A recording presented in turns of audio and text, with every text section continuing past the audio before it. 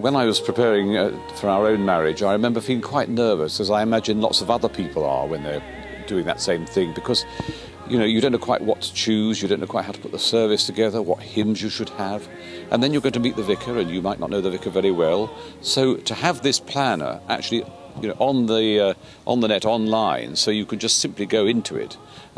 That seems to me to be a marvellous thing. And of course it's one of the great things about having the net, which wasn't around when I was getting ready to get married. So I do hope that even more than the 28,000 who've already used it might take advantage of it. We pledge to one another before the Lord above, and I think one of the most important things when one's planning one's wedding is actually getting the hymns right, because singing and what those hymns say does so much to the service, and I think it does a lot, not just for the people who are being married, but those who come. And there are some hymns, of course, that are really very popular, much more than others. Amazing Grace, Jerusalem for some people, and others. I think one of the reasons is that they're hymns that people know, even people who aren't terribly regular churchgoers. Sometimes they're hymns that you've sung at school. There are so many reasons why people do it, but it is terribly important that people have hymns that somehow give spirit to the occasion. And did those feet in ancient time walk upon England's mountains green? In a way, it doesn't matter what you do when you're choosing hymns for a marriage service, because some people won't like some hymns and others will. I suppose Jerusalem's a good example. I think Jerusalem's chosen because it's a very well-known hymn, and it's a sort of almost a national hymn.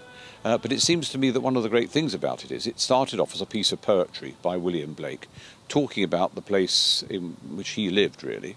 And why shouldn't that be picked up as one possibility when we're getting married? Because with the context is hugely important. It's not just us, it's actually the place from which we come from and all that we bring with us in terms of our own life experience. So I think people should be given plenty of freedom to choose those hymns that really they think are going to work for them.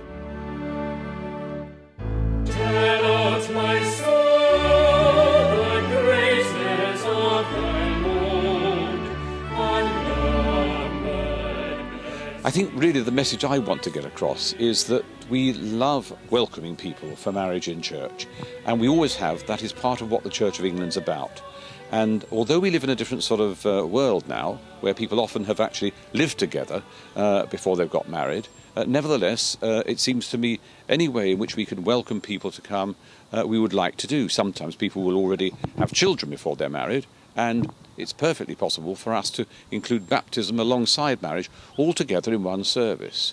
So I think that's really the message. We love to welcome people to be married in the Church of England, and also to somehow give people some idea of what we believe marriage is about from a Christian point of view.